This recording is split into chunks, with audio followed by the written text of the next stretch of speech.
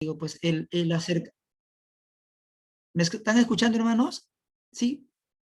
Sí, Sí, hermano, lo estamos Bien. escuchando perfectamente. Entonces decíamos, pues, el acercamiento al texto bíblico, en realidad la hermenéutica, pues la palabra es muy amplia en el sentido estricto y tiene que ver con todas las aproximaciones, acercamientos, ¿no? Y metodologías que uno hace para comprender mejor el texto. Desde ya se ha dicho y se vuelve a recalcar, si bien es cierto, la misma Biblia tiene hasta cierto punto, ¿verdad? Una, una interpretación misma, ¿no? O sea, la misma Biblia se interpreta, porque cada autor, pues tanto en el Nuevo como en el Antiguo Testamento, relee, decíamos, ¿no? Y hay acercamientos de lectura. Pedro lee a Pablo, ve que es un poco complicado entender a Pablo, ¿cierto? Los salmos y los profetas citan a Moisés, igual hacen en el Nuevo Testamento, se cita a Moisés. Entonces, la Biblia de alguna manera tiene ese factor de interpretarse, ¿no? O sea, los mismos autores interpretan, ¿no? El mismo autor cuando escribe una comunidad especifica, y eso de alguna manera lo vemos a diario cada vez que leemos la Biblia y hemos tratado de remarcar en la segunda unidad esto, ¿no? Entonces, este acercamiento que yo estoy haciendo, si bien es cierto, ha dejado pues de lado un poco las cuestiones, hemos dicho de una manera general los géneros literarios, pero no hemos ahondado tanto en eso, porque eso lo podemos encontrar en cualquier texto en realidad, ¿no? Nos dicen que es un género porque se llama género evangelio, porque carta, ¿no? Por su estructura y contenido, ¿no? Y tantas cosas, el simbolismo que hay en la Biblia y todo lo demás. Pero he querido ahondar, adentrarme el texto, acercarme al texto a través de este método, ¿no? De lectura de una manera sencilla, pero que a la vez no deja de ser interesante. Entonces, este acercamiento hermenéutico tiene que ver justamente con la metodología de la lectura, ¿no? Y de la familiarización con el texto que nosotros hacemos, ¿no? Y de esa manera, la semana anterior a la anterior, veíamos pues la estructura del texto, ¿no? La delimitación del texto. Y por ahí les dejé, y creo que el hermano Mario les mandó, ¿no? En una lectura de limitación, pues nos fijamos en el tiempo, nos fijamos en el espacio, nos fijamos en el giro narrativo, o nos fijamos también en el giro temático, ¿no? Es decir, los argumentos que usan. En las cartas se usan argumentos porque justamente lo que quiere el autor es pues, plasmar, justificar, ¿no? Dar por sentado lo que está diciendo, ¿no? Y poníamos el ejemplo de Romanos capítulo 1 al 3, poníamos el ejemplo de la carta de Santiago, cuando usa el giro del término hermano.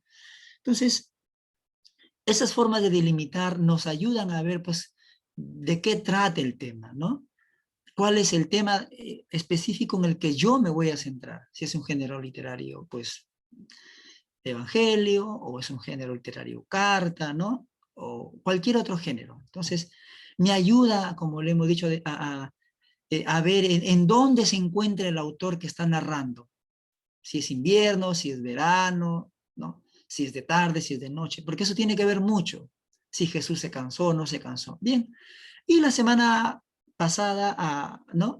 De la última clase, veíamos pues la cuestión de la estructura del texto, ¿no? Y decíamos, y ahí nos quedamos pues con unas cosas, y hay unas tareas que son sencillas, que yo les dije tanto en la tercera y en la cuarta unidad, ¿no? Y nos quedamos pues que cuanto más la estructura, cuanto más pues en bloques hacemos el texto, ¿no? Podemos captar mucho mejor el sentido y el contenido, ¿no? De ese mensaje, o rescatar los términos claves o las palabras claves que allí se usan. Entonces, eso es importante, ¿no? Para poder comprender un mensaje, para poder estructurar una enseñanza, para poder de repente captar mejor la idea que el autor está o quiere comunicar a su comunidad, porque esa es la intención del autor, ¿cierto? Y que lo que el autor ha escrito para hoy y para mañana, así como fue para ayer, ¿tiene un mensaje? Para nosotros como lectores sí lo tiene. Entonces, estructurar de alguna manera nos ayuda a captar esas palabras claves, el tema, el propósito, ¿no? Y en eso nos quedamos. Y a manera, decíamos, como no va a haber tarea final, lea usted un libro que cada profesor tiene una manera metodológica de acercarse y de ver cómo hacer que lo que está enseñando pues cale o quede en el alumno, ¿no? Y de esa manera pues también tratamos de ver qué tipo de trabajos, qué tipo de lecturas, qué tipo de acercamientos ayudan mejor. Entonces, para este tipo de cursos, para este tipo de acercamiento sencillo y práctico, decíamos pues, vamos a completar lo que de alguna manera estoy dejando, ¿no? Con cierta ayuda, ¿no? Y según los pasos que les estoy dando. Entonces, eso decíamos, trato de resumir, sobre todo en la primera clase, acercamientos y métodos, y las dos últimas clases, delimitación y estructura. Y para este texto, para esta quinta unidad, ¿no? Decíamos pues que vamos a acercarnos al uso del diccionario teológico y la concordancia, ¿no? Y antes de empezar, algunos términos que he puesto allí, y yo estoy sintetizando, y justamente una de las tareas sencillas que van a ver es ustedes, ya les voy a indicar, ¿no? Van a tratar de completar lo que yo estoy poniendo de una manera grosso modo. Entonces, es importante cuando nosotros hacemos un estudio del texto bíblico, es muy importante que nosotros, seminario o entramos a estudiar el texto de una manera pues un poco más, más seria, ¿no? O más, con más dedicación, con más tiempo, ya nos fijamos en términos, ya nos fijamos en el sentido teológico, ya nos fijamos en el sentido cultural, qué sé yo, cualquier cosa que queremos nosotros sustraer o profundizar en el texto, para hacer eso ya necesitamos herramientas, ¿no? O sea, nosotros ya dejamos, y lo decimos responsable término, y también de una manera pues seria, pues ya dejamos, ya dejamos la lectura sencilla, ¿no? Que agarramos la Biblia, y cuando digo sencilla no quiere decir que no sea importante, claro que lo es, toda lectura es importante, pero ya dejamos esa lectura de yo leo el texto, el Señor me habla, y siempre lo va a hacer, ¿no? Eso, ya dejamos un poco eso, pero ahora nos adentramos y usamos herramientas. Entonces, una de las herramientas básicas, elemental, que un estudiante, que un pastor, un líder, o que un hermano que aún no pueda tener cargo, o no tiene de alguna manera una responsabilidad eclesial, pero quiere profundizar, quiere adentrarse en el conocimiento de la Biblia, porque nos encontramos con términos un poco complejos, pues ya necesitamos de un diccionario teológico, de una concordancia bíblica, ¿no? Entonces, de un diccionario arqueológico también. Es lo mínimo que podemos usar, lo mínimo de lo mínimo. Después ya usaremos, pues, libros más especializados que nos hablen de la cultura, que nos hablen de la economía, que nos hablen de la religiosidad, que nos hablen del trasfondo cultural, qué sé yo. Vamos a necesitar ese tipo de herramientas. Entonces, hoy adentrándonos un poco en el uso de estas herramientas, pues vamos a usar el diccionario teológico. La concordancia es un poco sencilla, en realidad, ¿no? La concordancia lo podemos encontrar, pues, aún en nuestras Biblias. Hay Biblias de estudio, ¿no? Donde en la parte final buscamos la palabra, por decir, hermano, buscamos la palabra pobre, buscamos la palabra agua, y en la concordancia de nuestra Biblia, al final nos dice, pues, ¿no? Agua, pues en el Antiguo Testamento, pues en Moisés, en Génesis, en Deuteronomio, o en los profetas, tanto mayores o menores, ¿no? Aparece tantas veces, aparece dice de esta manera. Entonces, la concordancia nos dice la cantidad de veces que una palabra puede y aparece en el Antiguo y en el Nuevo Testamento. ¿Hasta ahí estamos claros, hermanos? Sí, sí, quiero avanzar para no detenerme, quiero avanzar Basta que me digan alguien, amén hermano, y suficiente, yo corro, no Sí, continúo. hermano, está claro, hermano. Entonces, de esa manera la Bien, hermano, todo va concordancia nos bien. puede y nos va a ayudar, ¿no? Voy a poner un paréntesis ahí, y digo paréntesis para explicar cuáles son los límites también de la concordancia, ¿no? Porque también tiene su límite, o sea, los límites están en función de los idiomas, ¿no? Y, por ejemplo, si yo busco la palabra niño en una concordancia, pues, nosotros tenemos mayormente concordancia en castellano. Ojalá tuviéramos acceso a tener una concordancia de Moulton y Muhlmann, que están en griego, pero que son como de 1500 hojas, creo, y que cuestan como $400 o 350 en Alemania o en Francia, ¿no? Que son caras. Acá en el Perú no he visto en realidad. Ahí sí podríamos acercarnos mejor a los términos, pero las que tenemos en castellano sí nos ayudan, pero tienen sus limitaciones. Ejemplo, si yo busco la palabra niño, estaba diciendo, en una concordancia castellano, pues sí, en la Biblia me va a decir, y aún en la concordancia Strong me va a decir, no, niño, en el Antiguo Testamento tantas veces, en el Nuevo tantas veces. Pero cuando vamos al griego, si bien es cierto, se ha traducido así al castellano, pero encontramos diferentes matices para la palabra niño. Encontramos desde brefos, que significa a los niños de pecho, de entre 1 mes a 9 meses o a 10 meses, o sea, los que amamantan. Encontramos desde paidión, ¿no? Que está referido a los niños de 1 año hasta los 3, 4 años.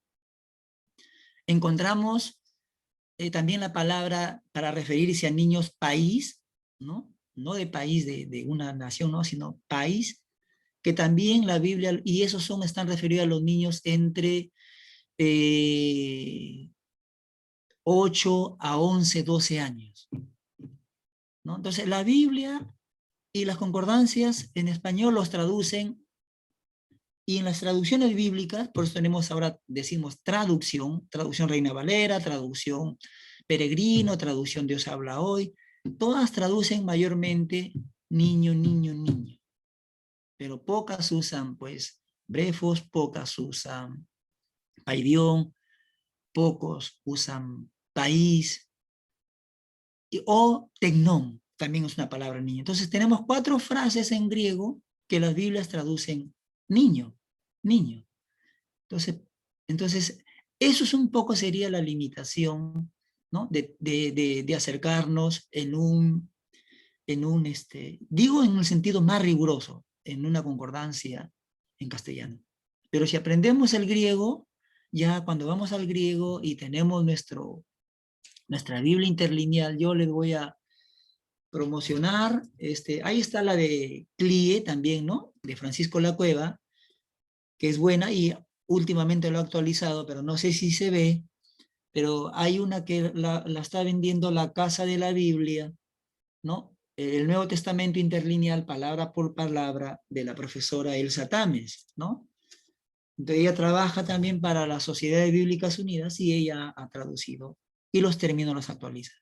Entonces, aprendiendo el griego podemos discernir y a conocer mejor qué tipo de palabras se está traduciendo, ¿no? En tal versículo y si se acerca más al original o no.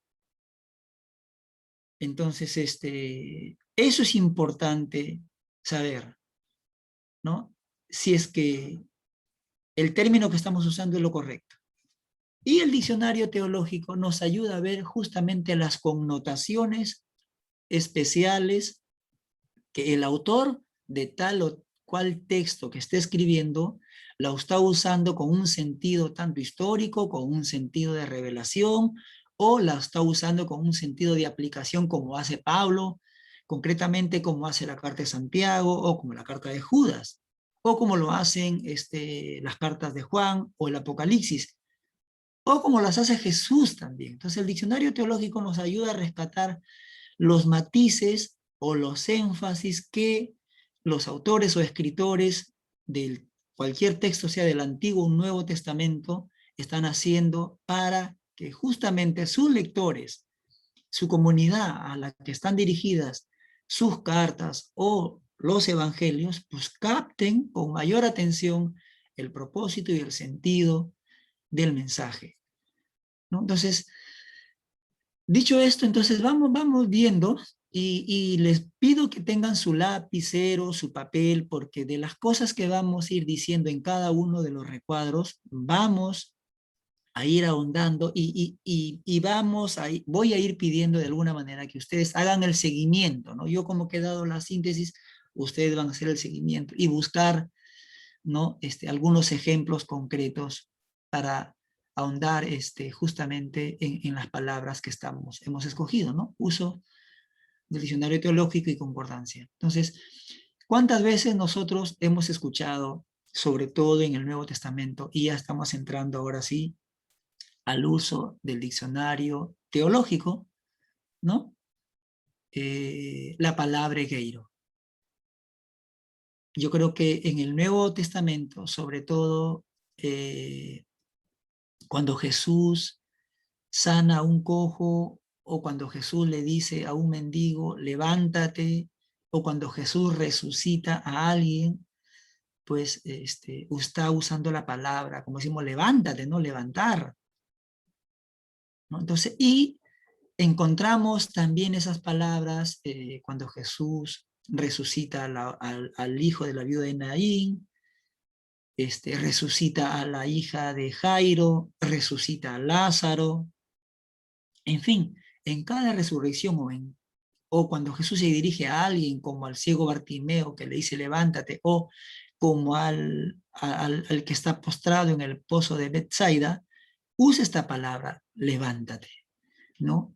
Y claro, en la Biblia podemos encontrar esas peculiaridades, pero la palabra que usa ahí es egeiro, y estoy un poquito pues poniendo en griego, pero su transliteración, egeiro, ¿no?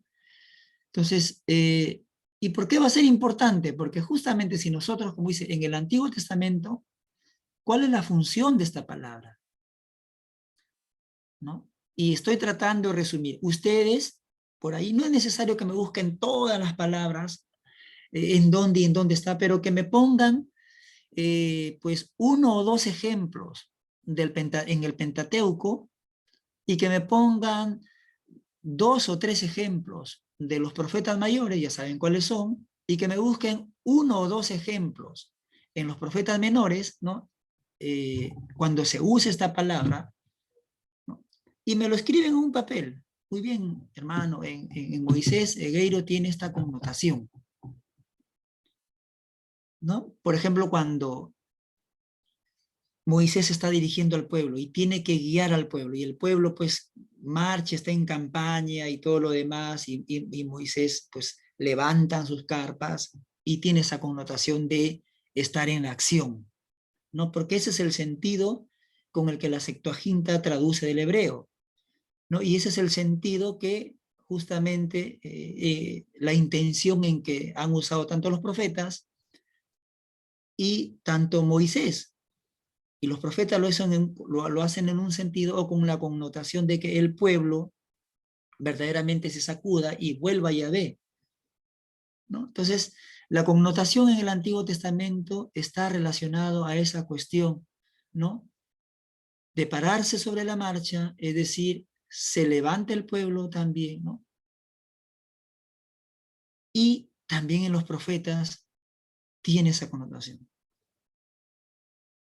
Pero también está referido a Dios. Dios se levanta en favor de su pueblo.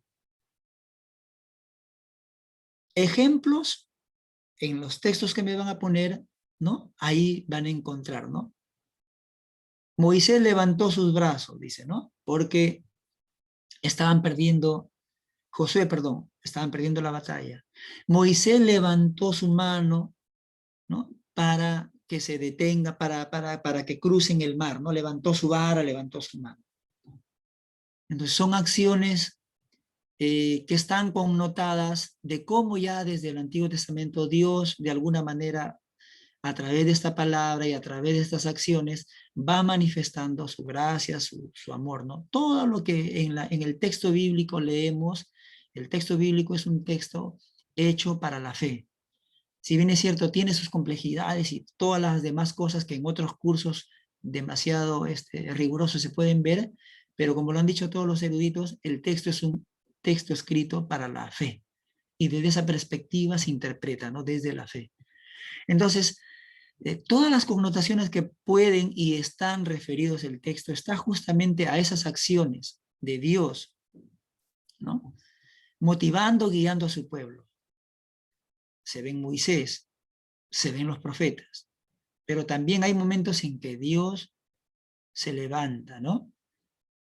Dios levanta bandera, como dice el salmista David. Entonces, ahí yo quiero que ustedes, a manera de ejercicio y a manera de tarea, me busquen, ahí van a encontrar en los salmos, cómo Dios levanta o cómo Dios, en los profetas también, defiende a su pueblo, ¿no? Ni qué decir en el libro de los jueces.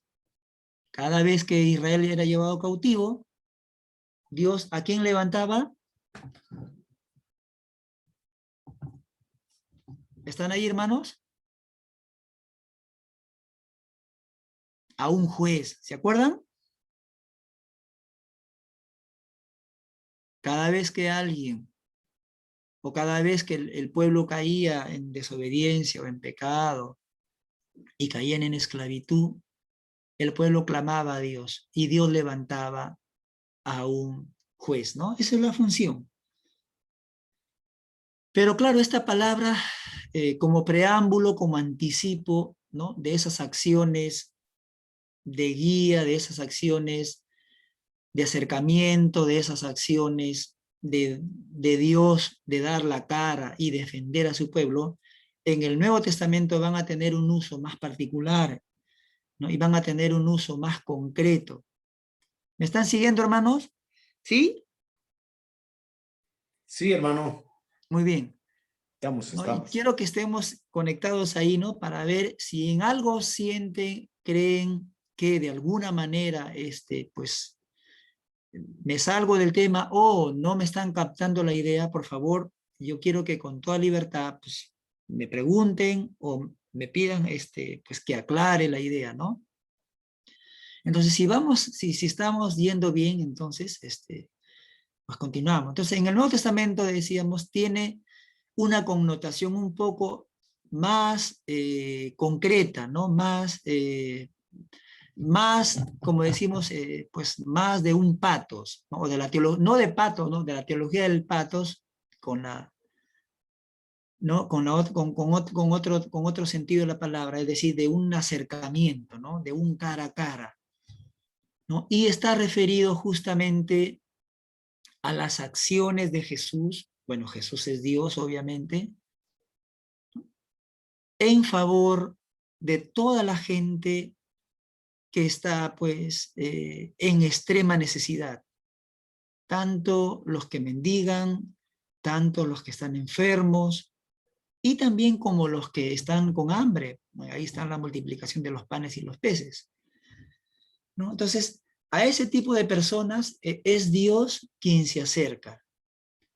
Si antes era de alguna manera a través del profeta, a través de Moisés, o a través de algún juez, hoy ese levantar o ese acercamiento, porque tiene varias connotaciones la palabra levantar, o egeiro en realidad, pues hoy como que Jesús o Dios se acerca más, identifica más, se compromete más justamente con todas las personas a quienes va a realizar un favor de misericordia, ¿no? Entonces, con cojos, paralíticos, ciegos, y también con los muertos se usa la palabra egeiro. Entonces,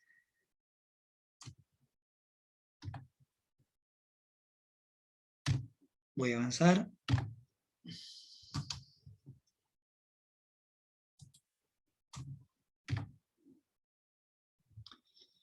Y claro, en el Nuevo Testamento tenemos resurrecciones individuales como signo de la era mesiánica, ¿no? Eso es importante entender. Entonces, el levántate, el egeiro que los evangelistas usan y el que Jesús usa, ¿verdad? Son el anticipo o son el cumplimiento de de la visita de Dios, de este acercamiento, ¿no? Que reflejan que el Mesías, que Jesús, ¿no? Es el Mesías y que Dios obviamente pues se ha acercado a los más desfavorecidos, ¿no? Eso es lo primordial que hay que rescatar. Ahí tenemos algunos ejemplos, ¿no? Mateo 9:25, Lucas 7:14, Juan 12:21. Entonces, ¿por qué es importante rescatar estos términos? Porque de esta manera nosotros podemos, de un texto bíblico que nosotros queremos, o de una porción o perícopa bíblica, ¿no? Que como decíamos, una perícopa es una unidad redondeada de varios textos, hay veces puede ser un texto que tiene sentido y coherencia, ¿no? Temática. Entonces, y claro, estos textos son particulares porque nos indican el anuncio de esa visita y de esa misericordia de Dios. Pero hay un dato importante que justamente quiero resaltar, ¿no? Y es que en todos los milagros que Jesús usa para la resurrección o cuando resucita a alguien, usa el término egeiros. Pero Juan usa otro término que es escaso en el Antiguo y en el Nuevo Testamento sobre todo, para referirse a Jesús. Si nosotros vemos Juan 29, ya no se usa la palabra egeiro, sino anastenai, que está referido y se usa solamente una sola vez, ¿no? Y está referido a la resurrección de Jesús. Quizás esta particularidad, cuando nosotros vemos una traducción y estamos leyendo el Nuevo Testamento y decimos, pues Jesús resucitó a la hija de tal, y Jesús resucitó al hijo de tal, o Jesús resucitó a Lázaro, o Jesús resucitó a tal. Entonces vamos a encontrar las palabras que ya hemos venido diciendo. Y cuando leemos Juan, encontramos esta particularidad que nos da de alguna manera el griego y también el diccionario teológico, ¿no? Que usa el término anastenai, o anastenai, perdón, y está referido solamente a la resurrección de Jesús, como dándonos a entender, según la propuesta teológica de Juan, que solo una sola vez va a ocurrir un anastenai a los creyentes en Cristo, ¿no? Entonces, de esa manera, el texto nos va a decir que la resurrección de Jesús, como dice Pablo, y como lo dice bien también Juan en sus cartas y en su evangelio, es el inicio, ¿no? O como lo dice Apocalipsis, es el primero o el primogénito de la resurrección. Y al ser el primogénito, se marca la distinción con la palabra anastenai. Entonces, esa particularidad nos puede ayudar un diccionario teológico, ¿no? Que nos ahonda justamente en lo que el autor está escribiendo. Entonces, ese detalle es importante. ¿Cuántas veces aparece anastenai en el Antiguo Testamento o en el Nuevo Testamento? Una ayuda le doy por ahí, son pocas, son poquísimas, ¿no? Y exclusivamente está referido a Jesús. Entonces, de una manera sucinta estoy demostrándoles, y espero que se entienda, y si no con toda libertad me preguntan, cómo un diccionario teológico me puede acercar al uso de la traducción o lo que el autor está escribiendo para su comunidad. En este caso, el Evangelio de Juan no usa la palabra geiros para referirse a la resurrección de Jesús, sino que usa otra palabra que tiene que ver con un hecho exclusivo para referirse a Jesús. No sé si hasta ahí hay alguna pregunta o algún aporte y me gustaría escucharles, por favor.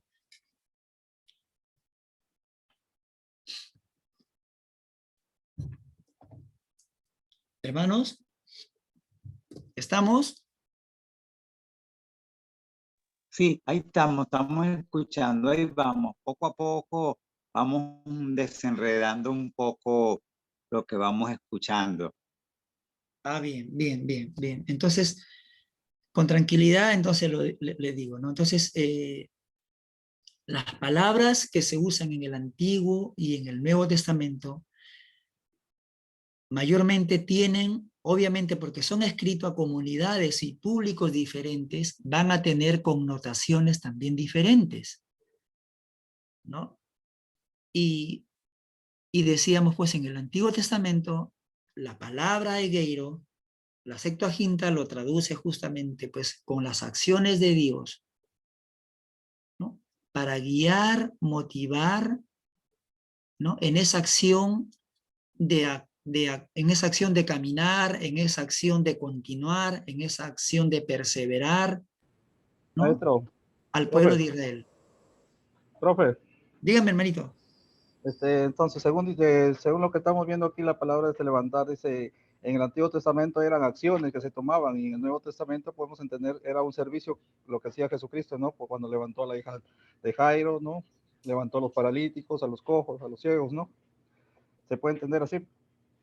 Está bien, está bien, está bien. Y ahí me detengo un poquito, gracias. Y ahí decía, ¿no? Y claro, en el Antiguo tiene esas connotaciones, pero en el Nuevo Testamento, como esas palabras, si bien es cierto, están dirigidas pues al pueblo, pues a un grupo específico, en el Nuevo Testamento está dirigido concretamente a hechos específicos, como sanaciones o curaciones o como resurrecciones.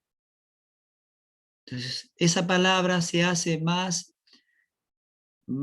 fuerte, más patente, toca las fibras, es más empática, es más sensible, porque es Dios sintiendo al desprotegido y por eso le mueve, ¿no?, a misericordia, y por eso Dios acciona y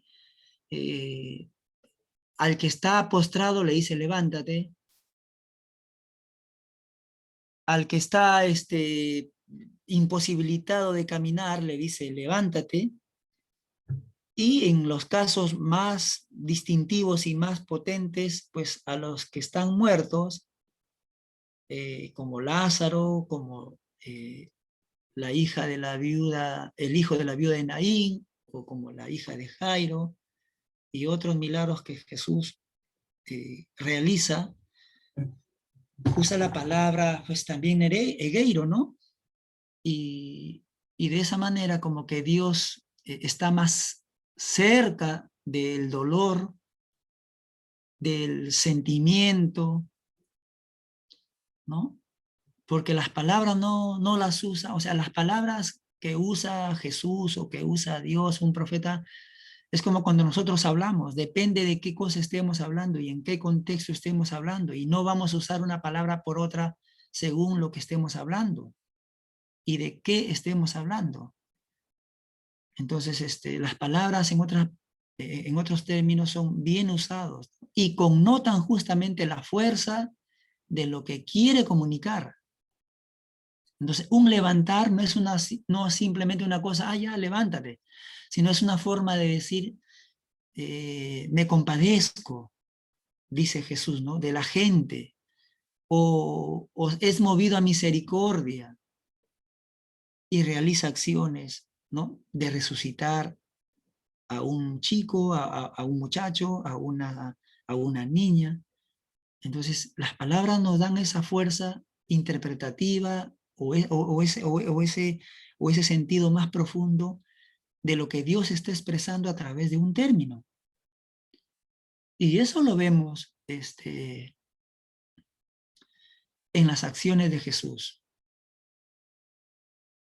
Y, como hemos dicho, también lo vemos en el Evangelio de Juan, para referirse a la resurrección de Jesús. Ya no vamos a encontrar la palabra egeiro, porque las palabras que nosotros usamos, ¿no? y lo resucitó, decimos, ¿no? Y Jesús resucitó al hijo de la viuda de Naín.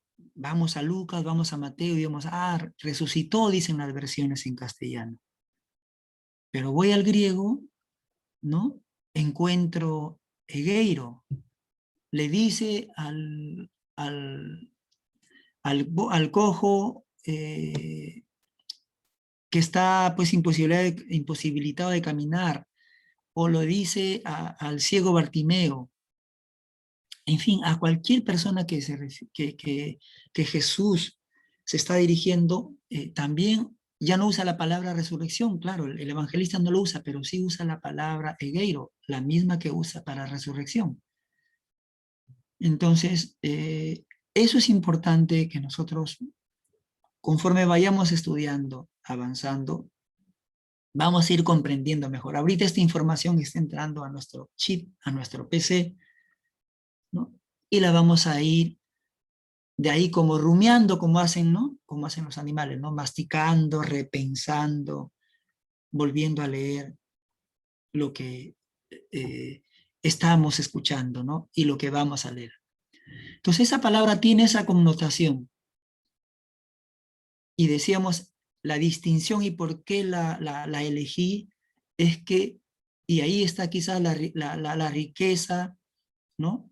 Del sentido del propósito de Juan, por qué la usa, y quiere distinguir Juan justamente que para la resurrección de Jesús ya no usa la palabra egeiro, sino usa la palabra anastenai, ¿no? Y eso solamente está exclusivamente referido para Jesús. Y ahí yo hacía el comentario y la aplicación a la que hace Juan, a la que hace Pablo, ¿no? Dice, Jesús es, Pablo también lo dice bien, el primogénito, Hebreos también lo dice, de la resurrección, ¿cierto? O sea, el primero. Si hay primero, hay segundo, lógicamente hablando. Entonces, es decir, cuando se hable de la resurrección según el texto juánico, nos acontecerá lo que aconteció a Jesús. O sea, no va a ser un egeiro, no va a ser un levántate temporal, sino va a ser un anastenai definitivo. Entonces, eso es importante, ¿no? El diccionario nos puede ayudar a comprender esos matices, la concordancia nos puede ayudar a ubicar la cantidad de veces que podemos y los cambios. Entonces, hay un cambio ya ahora aquí, concretamente para cerrar este bloque de aquí, ¿no? Nos damos cuenta que hay un cambio de egeiro a anastenai. Y en todos se habla de resurrección, tanto en Juan, las Biblias, cualquier versión que usted coja, usan el término resurrección. Pero en griego encontramos la palabra que estoy remarcando desde hace un momento. Entonces,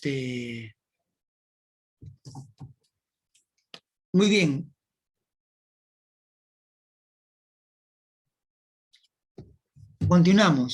Continuamos, hermano. Sí se entendió esa parte un poco, ¿verdad? Muy bien. Si no, le dejamos. Y otra palabra ahí, ¿no? Que tiene que ver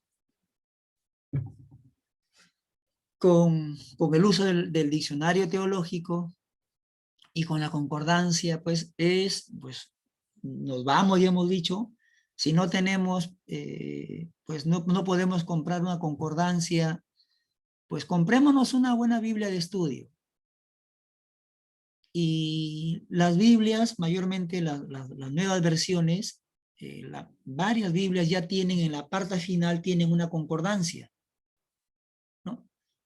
O si no, pues algún esfuercito, una Biblia, una concordancia bíblica, no creo que esté más de, en términos americanos, no creo que esté más de $20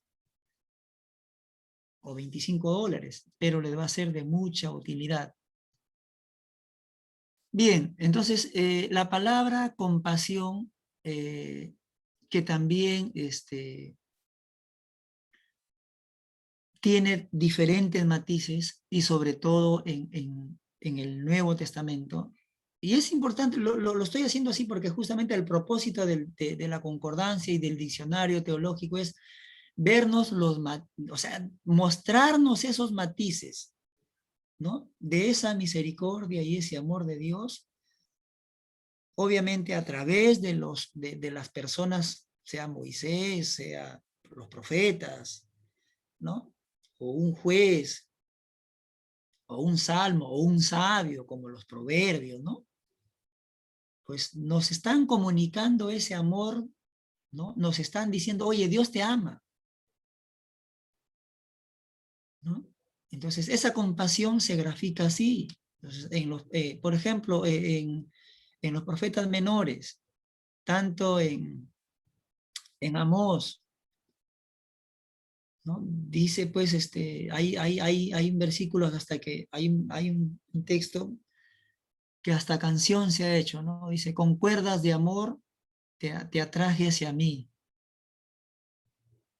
O sea, el amor de Dios es tan grande que usa justamente al profeta para usar este lenguaje, para demostrar su compasión, para mostrar su misericordia con su pueblo, ¿no? Usa, pues, se pone como padre para mostrar su compasión, ¿no? Como ese padre compasivo, como ese padre amoroso. Y parece que Israel por ahí no capta, se pone como novio. Igual parece que no capta porque parece que la novia tiene un amante y eso es lo que describen los profetas menores, ¿no?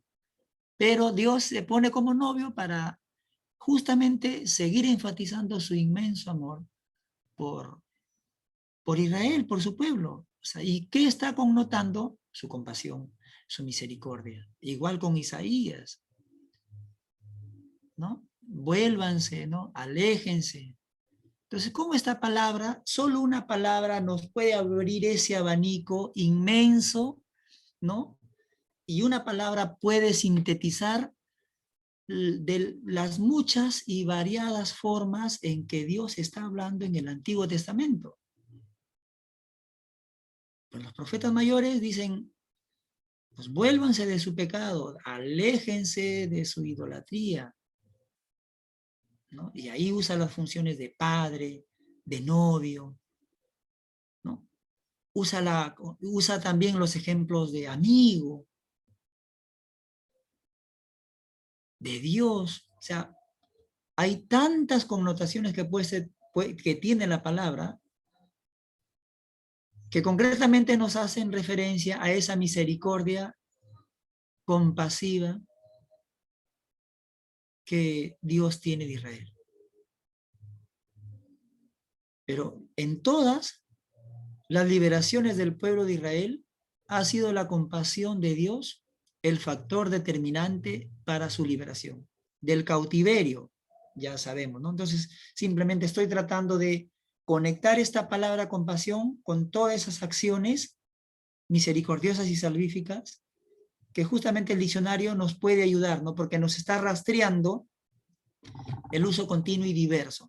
Y ahí me buscarán ustedes a manera de ejemplo, quizás vamos a ver, en los profetas mayores y menores, dos o tres textos bíblicos, ¿no? De cada uno de ellos que me escriben, hermano, aquí, bueno, está hablando de esa compasión de Dios, ¿no? A favor de su pueblo. Me citan ahí, ¿no? Es una manera de ir ejercitándonos ustedes, ¿no? Para buscar. De una manera sencilla, estamos tratando también de ayudar.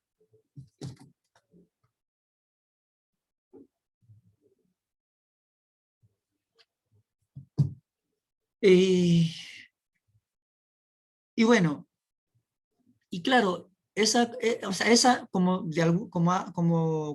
anteriormente decía, o sea, esas acciones que de alguna manera en el Antiguo Testamento se sienten, obviamente, se perciben, ¿no? El pueblo, pues, percibe el favor de Dios, y aún así Israel, pues va tras dioses, hace lo malo, ¿no? Pero claro, en el Nuevo Testamento esta palabra tiene otra vez, al igual que la anterior, otras connotaciones más concretas, ¿no? Más cercanas.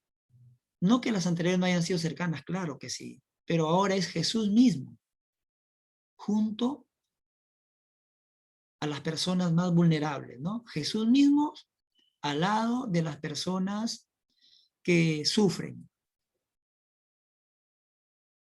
Y hay innumerables ejemplos ahí, ¿no?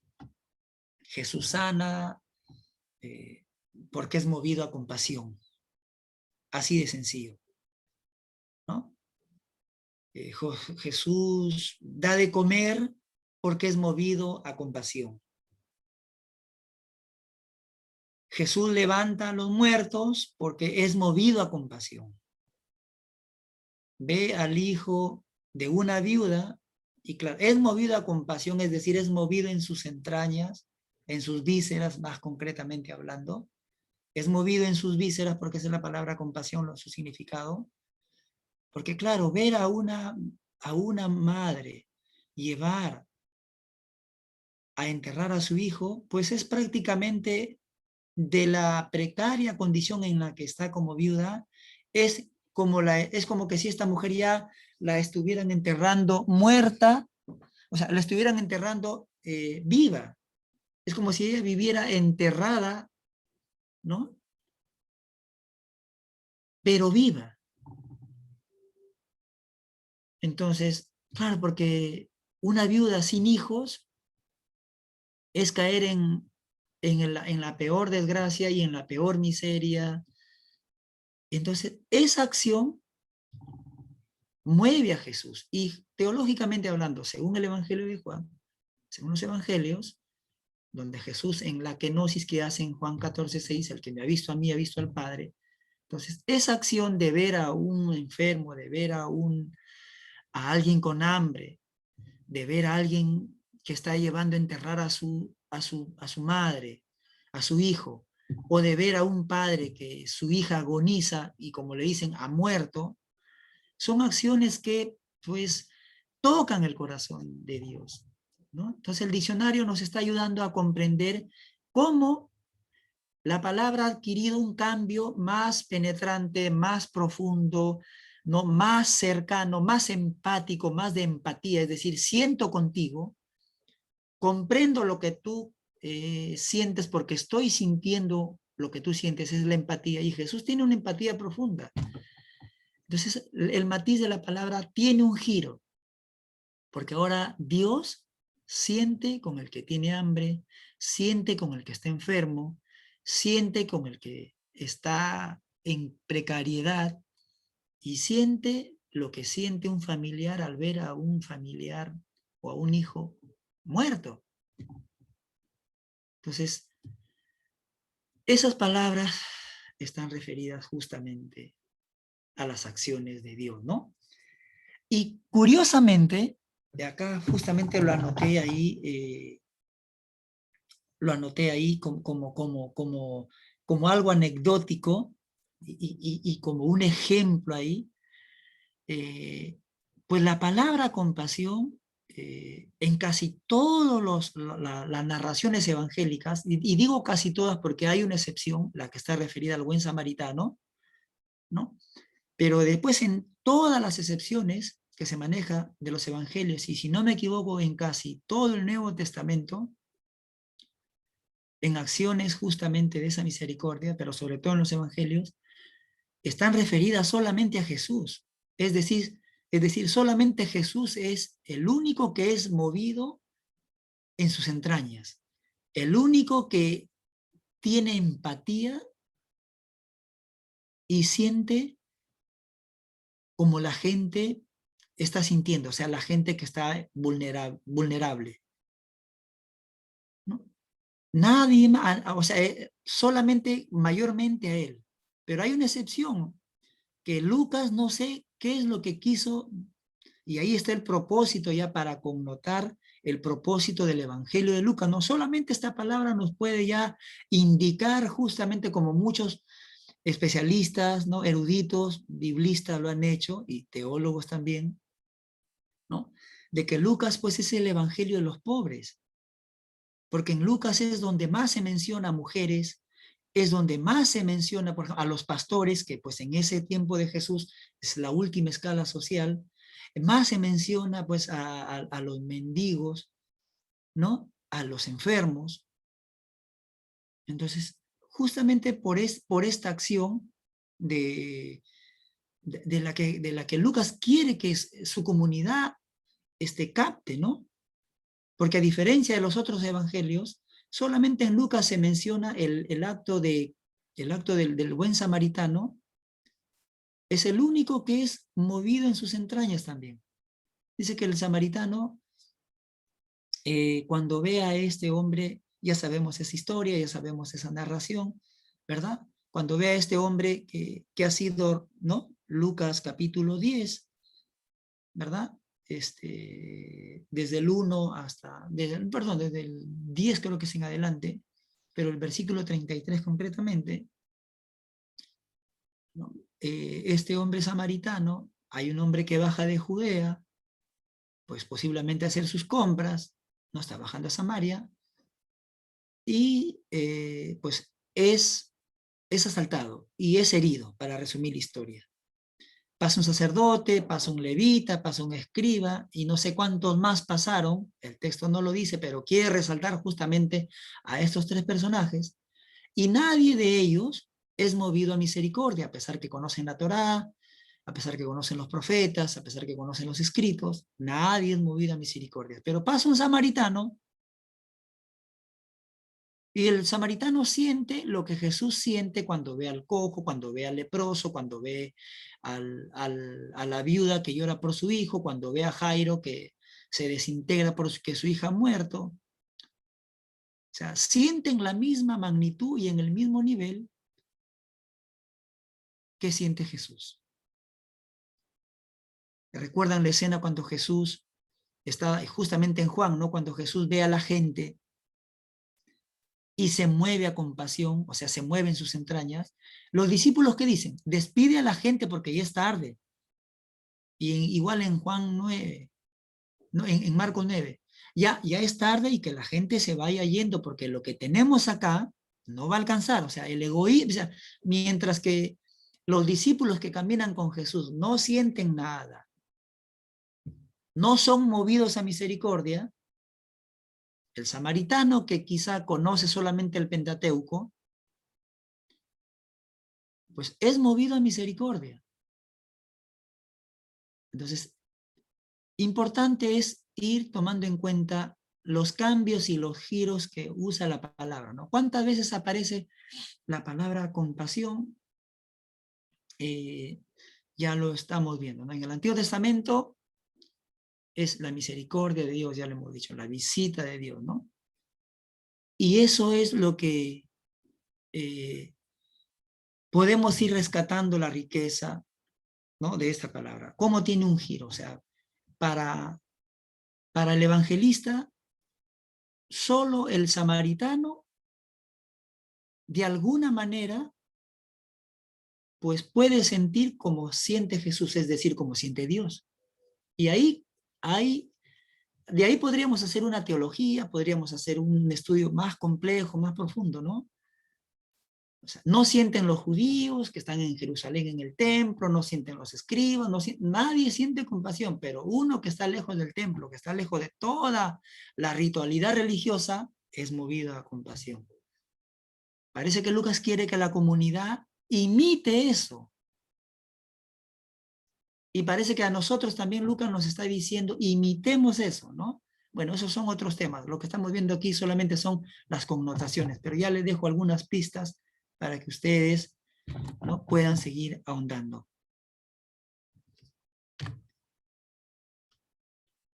Bien, hasta ahí sí, sobre la palabra que hemos puesto, compasión, ¿no? ¿Está claro? Si se entendió, por favor.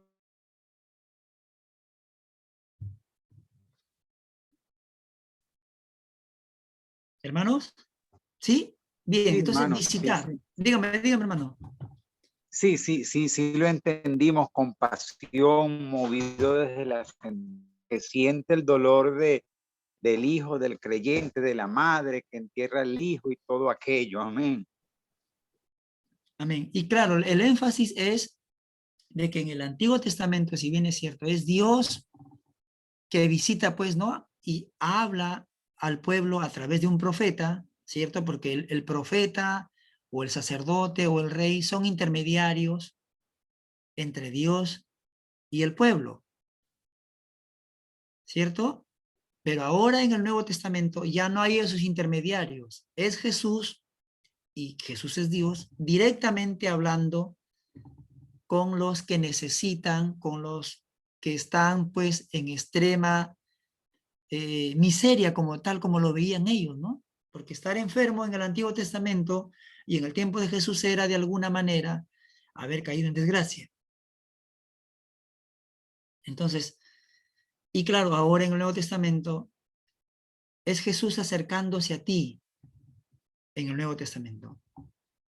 Es Jesús acercándose porque, y simbólicamente hablando, y así también hay que tratar de acercarnos a la lectura del Evangelio, pues simbólicamente hablando, pues leprosos podemos ser nosotros, del pecado, de algún tipo de miseria humana que tenemos, se torna en una lepra, ¿no? De algún tipo de imposibilidad de ayudar, nos volvemos paralíticos. De algún tipo de ceguera, nos volvemos, pues, insensibles, ¿no? A ese tipo de insensibilidad, de ceguera, es que Jesús físicamente llega a sanar, pero la aplicación para nosotros sería hoy, pues, Jesús también a nosotros, pues, nos quita ese velo, nos limpia, nos hace nuevas personas, justamente para ser una nueva comunidad, porque ese es el propósito de Jesús. No es sacarnos del pecado para ponernos en una vitrina. Totalmente errado concebir así el nuevo nacimiento. No, no, nos ha sacado justamente, como dice Mateo, para hacer luz, ¿no? Para ser justamente testimonio. Entonces, y claro, el buen samaritano, como hemos dicho anteriormente, parece que sí es luz, parece que sí es, no está paralítico, ¿no? Parece que está cumpliendo esa función de ser instrumento de Dios, ¿no? Entonces, y Jesús cambia verdaderamente a las personas. Bien, vamos también la palabra visitar, ¿no? ¿Qué entendemos por visitar? Epistomai, ¿no? Pastor, una Epistomai, consulta. concretamente. Dígame, hermana. Pastor, una consulta. De acuerdo a lo que yo puedo escuchar, y bueno, estoy aprendiendo, gracias a Dios, podemos traducirlo en dos palabras, Pastor, que Dios quiere que nosotros no solamente seamos solitarios con las personas, ni compasivos, que Él quiere que realmente nosotros seamos compasivos y que, bueno, mis palabras yo lo puedo entender, que Dios no quiere que nosotros ayudemos a las personas por pena, sino por compasión y por misericordia, ya que Él dio su vida por nosotros por misericordia. ¿Algo así lo entiendo yo o me equivoco? Está bien, está bien. Esa es una buena aplicación. Está bien. Porque, o sea, a ver, todo lo que somos y hacemos, ¿en función de qué está? Igual, la pregunta, todo lo que Dios hace, ¿no? Todo lo que Dios hizo en el Antiguo Testamento, cuando están leyendo en el Nuevo Testamento, ¿en función de qué está? Si en el Antiguo Testamento Dios visita a su pueblo, en el Nuevo Testamento, ¿de qué manera Dios está visitando a su pueblo a través de Jesús? Los ejemplos que hemos visto. Pues como dice Jesús, ¿no? Si sano a los, ¿no? Si sano a los enfermos, si levanto a los cojos, si doy vista a los ciegos y si levanto a los muertos, es porque el reino de Dios se ha acercado. Perdón. Entonces,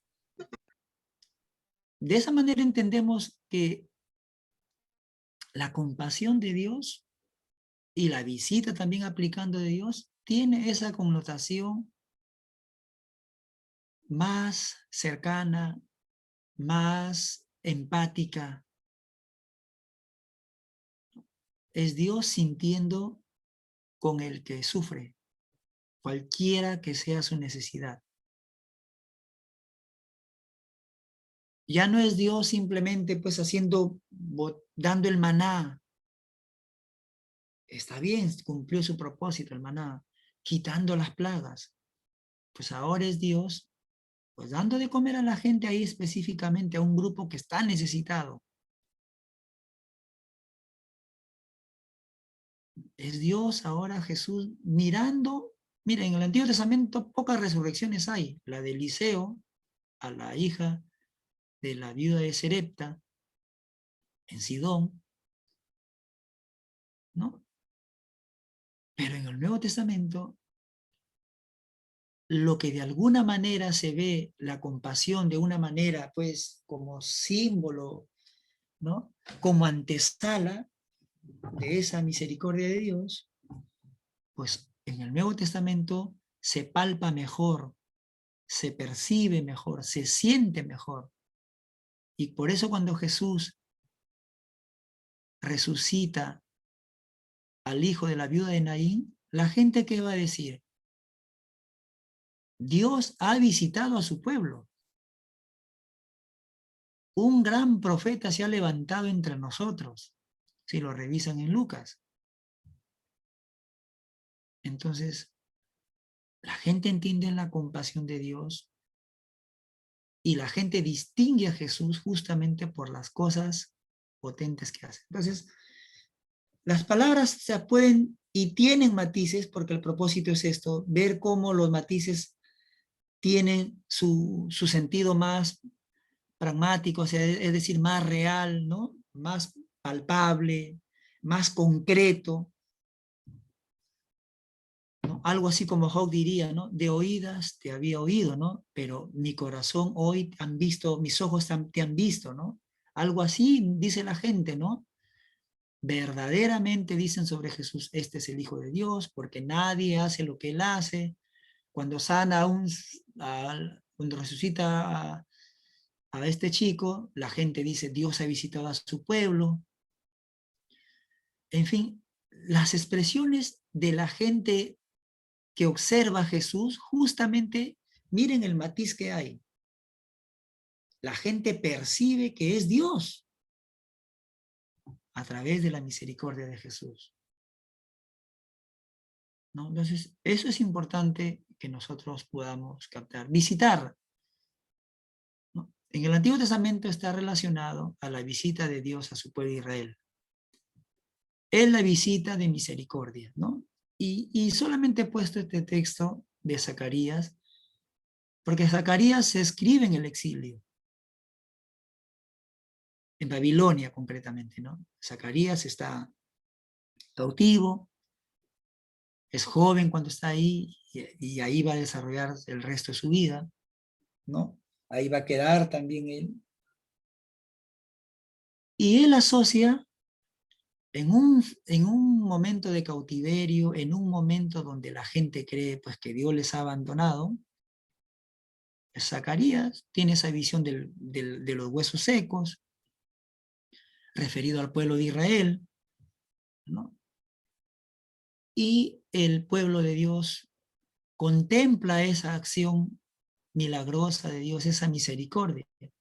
Entonces, hay esa visita. Entonces, la palabra visitar y los términos que he escogido, pues van a tener mayormente un clímax, ¿no? Es decir, van a tener un clímax donde adquiere una dimensión más profunda, ¿no? Y penetrante, sobre todo en las personas que experimentan el favor de Dios. Y bueno, lo podemos ver, esa visita de Dios, ya lo hemos dicho, en los jueces, están cautivos porque desobedecieron a Dios, invocan a Dios, Dios envía un juez, un libertador, en los profetas, ¿no? Dios está visitando la misericordia de Dios, en los reyes, ¿no? en el cautiverio del reino del sur, en el periodo intertestamentario, también Dios está ahí. Algunos llaman el silencio profético al periodo intertestamentario, pero hay que aclarar ahí, no es porque Dios haya dejado de hablar, pues Dios nunca deja de hablar y aún sigue hablándonos a través de la Biblia y a través, ¿no? Cuando oramos nos sigue hablando, sino que se le llama periodo intertestamentario, ¿no? A esos 400 años que van desde el 400 antes de Cristo hasta el año en que Jesús empieza su ministerio, o el nacimiento de Jesús concretamente. Se llama periodo del silencio o intermedio porque no hay escritos reconocidos como canónicos, al menos en el canon evangélico, pero en el canon católico sí hay, los deuterocanónicos, como Macabeos, Tobías y otros textos más. Pero son otras cuestiones, ¿no? Bueno, ellos tienen que ver por una cuestión más porque no están escritos en hebreo, sino están escritos en griego, por eso no son considerados lengua sagrada. Y en fin, son otros temas que no me meto más ahí, si no me salgo.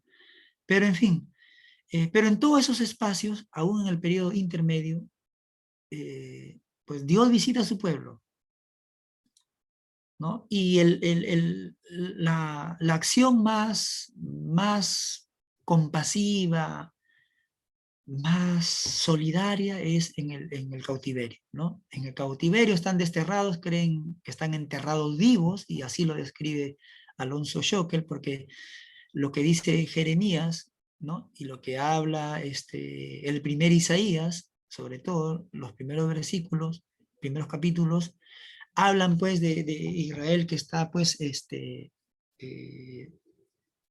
atado, que está imposibilitado, que está sepultado, ¿no? Simbólicamente hablando, ¿no? Simbólicamente hablando. Y aún en ese estado de que ellos creen que están olvidados, pues Dios visita a su pueblo. Pero en el Nuevo Testamento, pues también va a adquirir un nuevo matiz. Entonces, en el Nuevo Testamento es la visitación de Dios al pueblo de Israel. Entonces, Marcos 1, lo voy a leer, ¿no? 1:14, capítulo 1. Los que tienen su Biblia ahí me siguen.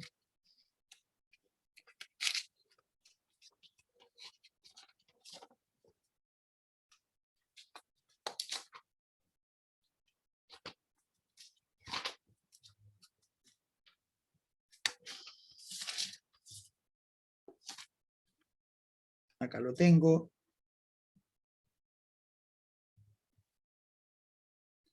1:14 y 15, ya para completar, ¿no? Para que sea entendido. Después de que Juan fue encarcelado, Jesús fue a Galilea para proclamar el evangelio del reino de Dios.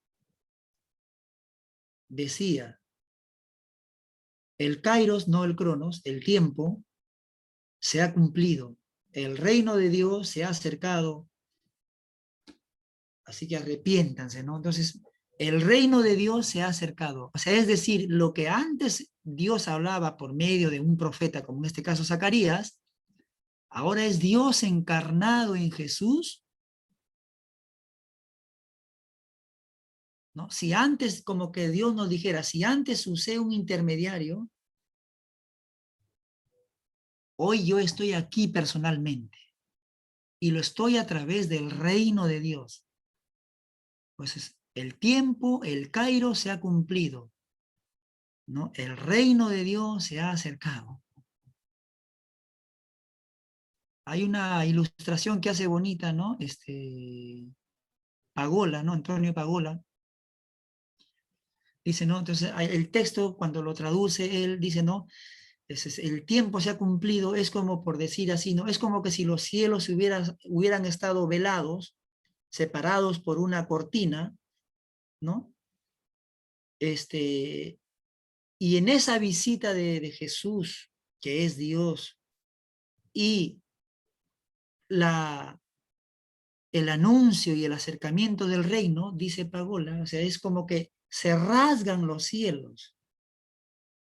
se abren. O sea, nada puede detener a esa presencia, ¿no? A esa visita. O sea, las puertas o lo que impida, simbólicamente hablando, ¿no? Metafóricamente hablando, se rasgan, dice Antonio Pagola. Y es la irrupción de la presencia, de la visita del reino. Entonces, esa visita es diferente, ¿no? Es más pragmática, es más concreta, es más compasiva que en el Nuevo Testamento. Y no por eso nos hace más privilegiados, al contrario, nos hace, como diría Pablo o diría los hebreos, ¿no? Que no tengamos en poco lo que Dios ha hecho por nosotros, como diría también Pablo en Romanos, ¿no? Entonces, eso también nos debe llevar a una responsabilidad, porque si el Hijo ha venido a través, y el Hijo es Dios, Jesús es Dios, y esa visita de Jesús trayéndonos el reino se ha acercado a nosotros, entonces debo parar yo, o sea, debo, como dice, pues, el que tiene oídos, oiga. Si antes Dios me habló o habló así a su pueblo, ¿no? A través del profeta, de una manera simbólica, o a través, qué sé yo, de muchas ilustraciones, Dios ha estado visitando, Dios ha estado mandando mensajeros, hoy ha enviado a su Hijo con su mensaje del reino, ¿no? Entonces, ya podemos tener un giro, podemos tener otro clímax de esta palabra, ¿no? Y llega a un nivel más profundo, más potente, ¿no? Y por eso dice, arrepiéntanse. Y es Juan quien está, ¿no? Predicando, ¿no? Arrepiéntanse. Porque ese reino ha irrumpido, o sea, se ha hecho potente y presente y nadie lo ha podido detener. Entonces, la visita de Dios se ve reflejada a partir del ministerio de Jesús hacia toda la gente sufrida, enferma, excluida, empobrecida. Entonces, es importante que nosotros tomemos en cuenta cuando cogemos un texto, y hay muchos textos que podemos, por eso es importante, como le decía en 2 clases anteriores, los cursos es como una escuela, ¿no? O como una universidad. Los que entran a primer ciclo llevan varios tipos de cursos, ¿no? Y cuando empieza otro ciclo, empieza lo mismo. Entonces, en algún momento se va a repetir seguro griego y hebreo, como lo está haciendo el seminario, ¿no? El proyecto que está dirigiendo el hermano Mario, ¿no? Entonces, traten de llevar estos temas, que les va a ayudar mucho. Y de esa manera vamos a poder familiarizarnos más con el uso justamente de los diccionarios, de la concordancia. Entonces voy a una Biblia, veo la palabra visitar, y me doy cuenta, y ahí me ponen un ejemplo, ahí no le voy a pedir que me den algún ejemplo, ya pues con los 2, 3 anteriores que les he dicho, creo que es suficiente hasta el momento. Después en los que vienen más adelante les pediré otro más. De alguna manera será pues una manera de evaluarlos, si han seguido el orden de la concordancia, ¿no? Y si han seguido el orden teológico también, ¿no? Porque justamente ese es el propósito del diccionario teológico, es decir, teos, Dios, logos, interpretación, ¿no? Razón, saber, qué sé yo, las diferentes connotaciones, estudio que puede hacerse de justamente de Dios, ¿no? Y esa es la palabra teólogos. Entonces, y estamos viendo los matices que adquieren la palabra, los cambios, ¿no? La profundidad que adquieren. ¿No? Entonces estamos viendo, y lo he escogido porque son estas palabras con las que más estamos familiarizados, pues hermanos. Son las palabras con las que más estamos, porque con una de estas palabras nos predicaron, o una de estas palabras fue las que trajo convicción a nuestro corazón, el Espíritu usó, ¿no? Y son estas palabras con las que también vamos a predicar, vamos a enseñar, y queremos que la gente conozca de Dios, y a través del uso de estas palabras. Por eso estamos llamados, interpelados, es decir, a usar, a conocer un poco más, ¿no? Para que usted cuando enseñe diga, mire hermano, Dios desde el Antiguo Testamento ha sido misericordioso.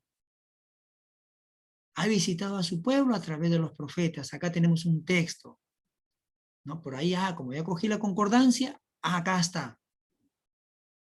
Y como ya cogí el diccionario teológico, Dios ha visitado y le ha hablado a través del profeta, le ha dicho de esta manera, ¿no? Con cuerdas de amor te atraje a mí, ¿no? O por último se puso como un padre, ¿no? Tú eres como la niña de mis ojos. Pero ahora en el Nuevo Testamento, mire hermano, Dios, su compasión, su visita lo está haciendo a través de Jesús. El mismo Dios hecho carne en Jesús nos está hablando de su amor. Entonces, ya las palabras y cualquier otra palabra más que usemos va a tener estas connotaciones. Va a haber un giro porque es la intención por la cual Jesús la usó. Pero la gente tiene que saber eso. Las personas que nos visitan o nosotros mismos tenemos que estar seguros también de lo que estamos creyendo o por qué somos cristianos o por qué nos hemos convertido también, ¿no? Entonces, en conclusión, esta cuarta palabra nos dice, pues, esa visita de Dios para su pueblo, ¿no? Y de muchas maneras nos ha visitado, ¿no? Entonces, ¿a quién visita concretamente? Si en el Antiguo Testamento visitaba a todos, ¿cierto? Visitó al pueblo. Porque en el Nuevo Testamento parece que Dios ya es un poco específico, sobre todo Jesús, ¿no? Si bien es cierto, viene, su misión es Israel, eso está claro, ¿no?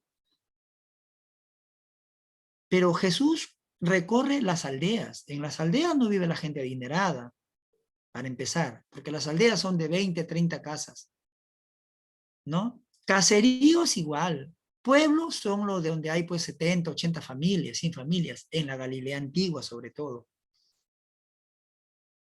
¿no? Entonces, pero Jesús va ahí a ellos.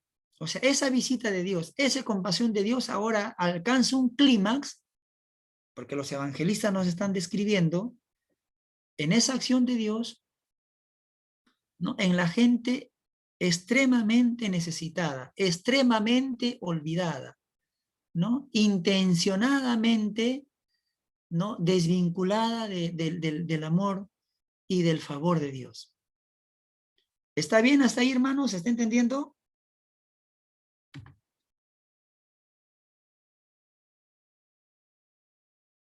Muy bien. Ahí vamos. Poco a poco Dios nos va dando la revelación y el entendimiento. Aleluya. El Espíritu de Dios, el Espíritu de Dios. Entonces, es importante captar, entonces, ese tipo de palabras, ¿no? Compasión. Porque alguien nos pregunta, pero Dios nunca ha sido compasivo. Oye, un momento. Dios ha sido compasivo, pucha, desde el Antiguo Testamento hasta el Nuevo, Dios ha sido compasivo. La visita de Dios nos ha visitado, ha estado ahí desde el Antiguo hasta el Nuevo Testamento. Y en el Nuevo Testamento esa visita, como dice Jesús, es más personal. Yo estoy a la puerta, dice Jesús. Si antes venía al pueblo y usaba pues al rey, al profeta o al sacerdote, porque los intermediarios de Dios en el Antiguo Testamento eran cualquiera de estos personajes, profeta, rey o sacerdote. Pero ahora Dios viene a tu puerta, dice Jesús. Yo estoy a la puerta, tocándote. Es más, Jesús usa varios simbolismos. Yo soy la puerta, yo soy el agua.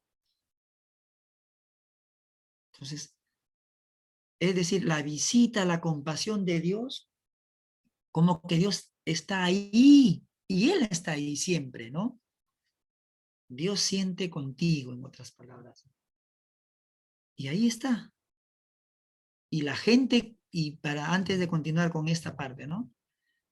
Cada vez que la gente observa un milagro de Jesús, la gente, en Marcos, cuando Jesús entra a una sinagoga,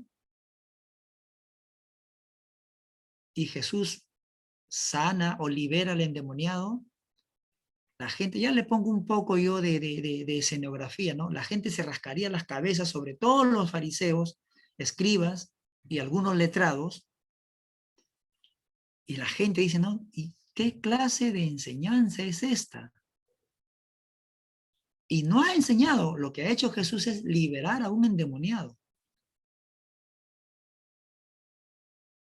Entonces, la gente percibe la enseñanza de Jesús ya no con palabras, o sea, la misericordia de Dios ya no con palabras, sino con acciones.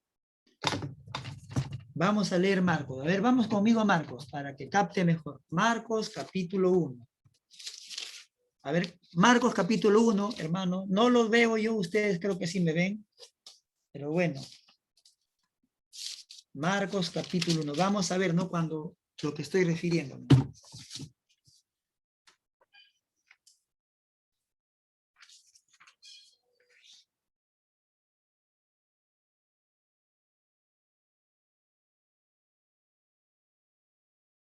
¿Están conmigo? Marcos capítulo 1, versículo 21. ¿Están a mí? ¿Están ahí, hermanos? Sí, sí, hermano. Ya. Bueno, resumiendo la historia, ¿cuántas veces habremos leído, no? Eso es versículo, capítulo 1, versículo 21 en adelante, ¿no? Ya sabemos que se trata de que Jesús libera a un endemoniado, ¿no? Y que está en la sinagoga. Entonces ya sabemos esa historia, de eso trata. Es un joven o una persona que está poseído por un espíritu o por un demonio y que Jesús lo libera, ¿cierto? Y el versículo 26, la segunda parte, perdón, 27, ¿qué dice? Todos se llenaron de estupor. Otra versión dice de asombro. Otra versión dice perplejos. Otra dice atónitos. Otros se escandalizaron, ¿no? Y se preguntaban, ¿qué significa esto? Una enseñanza nueva, con autoridad, manda a los espíritus inmundos, les da órdenes y le obedecen. La pregunta es, ¿Jesús ha hecho algún tipo de enseñanza ahí? ¿Se ha puesto a enseñar como cuando dice el sembrador se puso a tirar la semilla, parte en pedregal, parte en tierra? ¿Ha dicho alguna enseñanza Jesús ahí? No, ninguna enseñanza ha hecho ahí Jesús. Lo único que ha hecho es, ha liberado a una persona que está poseída por un espíritu. ¿Cierto? Pero la gente, ¿cómo interpreta? La gente va a decir, ¿qué significa esto? Una enseñanza nueva, una enseñanza, ¿no?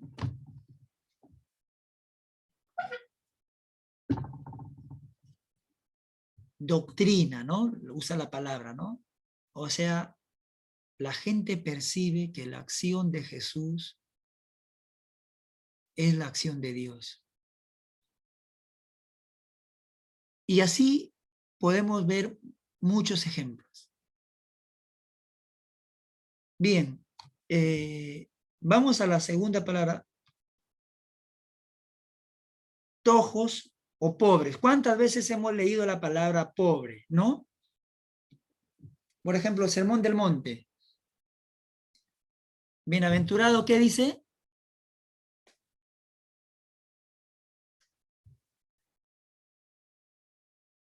Los pobres, ¿verdad? Amén, amén. Entonces, y he puesto ahí esa palabra porque hay dos, claro, la Biblia, como le digo otra vez ahí, quizá pues el diccionario teológico nos puede ayudar a ver justamente y la concordancia, a ver el significado de esto, ¿no? Pues en Mateo 5:1, cuando Jesús habla de los pobres, ¿a qué tipo de pobres se está refiriendo?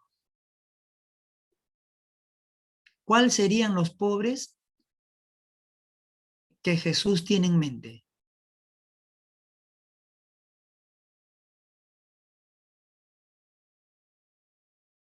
Entonces, el diccionario teológico, el griego también nos va a ayudar un poco, aprendiendo griego y con un diccionario de griego-español podemos captar y aprender esos matices. Y mayormente Jesús va a usar la palabra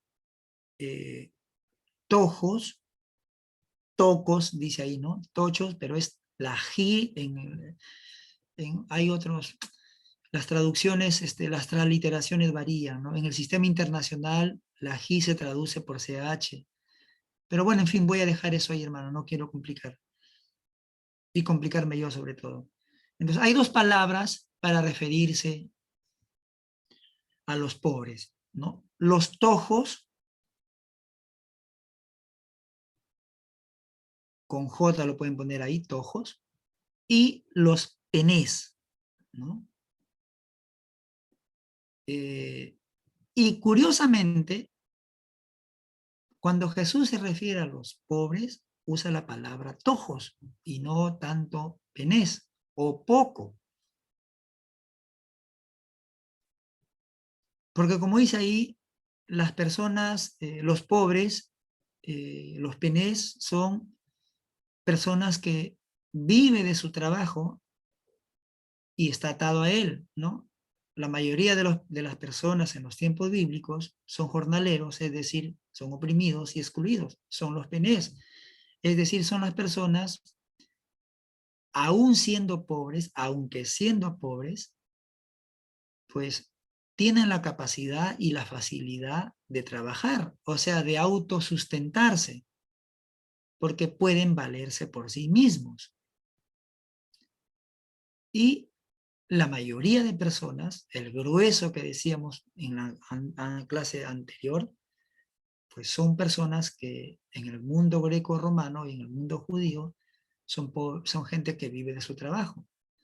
Pero el tipo de personas que Jesús tiene en mente y los que están reflejados en sus milagros, justamente no son tanto los penés. No digo que hace exclusión, no. Pero Jesús no olvida a los tojos, en otras palabras. Porque Jesús también, bien claro, Juan dice, ¿no? O sea, a todo aquel que me recibe, ¿no?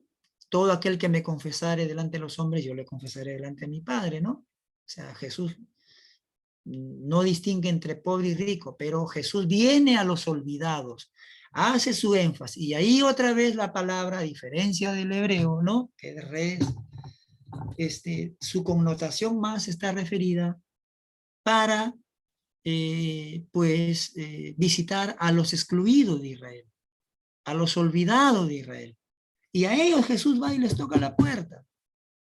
En los innumerables milagros que Jesús hace, Jesús está yendo justamente a los tojos. Por eso en su gran sermón del monte, como antesala de lo que será su ministerio según Mateo, pues Jesús dice, ¿no? Bienaventurados los pobres, es decir, los tojos. Y explica que el reino de Dios es de ellos. Y eso es un poco interesante, ¿no? Cómo la palabra, tojos y reino de Dios están relacionados para Jesús. Es como por decir, ¿no? El reino de Dios, ¿no? Una inmensidad simbólicamente imaginámonos, ¿no? Y que tiene una puerta.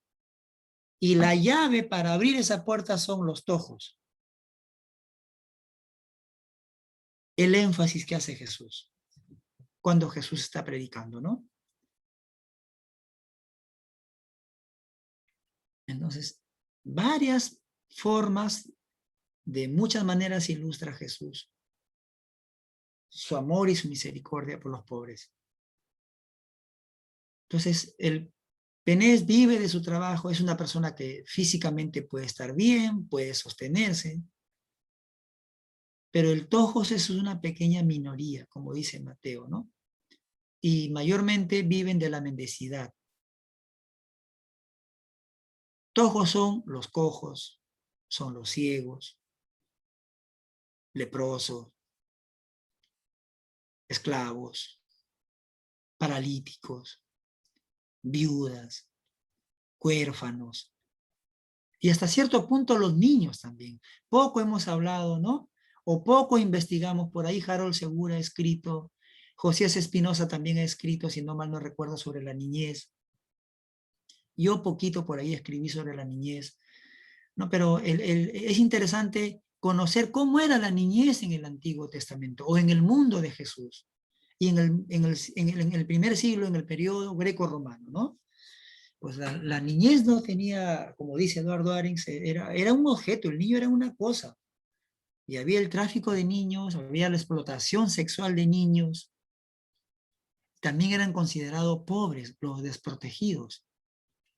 Entonces, si bien es cierto, Jesús, el tojos del Antiguo Testamento está referido, ¿no? En el Antiguo Testamento el pobre es aquel que tiene su parcela, aquel que puede trabajar su chacra, su pequeño territorio, aquel que puede producir y sembrar, ¿no? Eso es en el Antiguo y también en el Nuevo. Pero claro, y cuando hablamos del Nuevo, cuando Jesús está en su ministerio, él no es, bueno, Él es Dios, ¿no? Y ya sabemos que Él lo sabe todo. Digo esto para que alguien no me diga, no, pero Él es Dios, ya lo sabía. Claro, Él ya lo sabía todo. Pero cuando Él es también, como decimos en Cristología, Él es humano, el Jesús de carne y hueso. Cuando Él está como Jesús, como hijo de María, de José, Él está actuando, él no sabe que, pues, que estamos, yo soy Jesús y conmigo empieza el Nuevo Testamento. No, no, no. De Él va a escribir Pablo, de Él van a escribir Santiago, Juan, ¿no?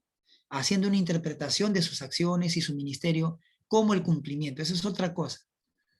Pero cuando Jesús está desarrollando su ministerio, está viviendo el Antiguo Testamento. Y ya Jesús se va a decir de Juan, el profeta Juan, como el último de los profetas. Jesús está en el Antiguo Testamento. Vive, va al templo, cumple la ley, sana a un paralítico, a un leproso, según Mateo, muéstrate al sacerdote, cumple el rito de la ley, todo lo demás. Entonces, entonces Jesús está en el Antiguo Testamento, viviendo el Antiguo Testamento, ¿no? Porque está bajo la ley en ese sentido, el Antiguo Testamento, decimos así. Y claro, pues Jesús es consciente y percibe justamente eso que estamos diciendo. Mucha gente vive, tiene su parcela, mucha gente es penece, es decir, mucha gente tiene la capacidad de autosostenerse, mucha gente tiene la capacidad de trabajar, de sembrar su parcela, otros se van al mar de Galilea, la pesca, otros se van no lo menciona, poco se menciona o casi nada. La Biblia menciona de esta ciudad que está cerca de Galilea, se me ve el nombre ahorita, ya me voy a acordar,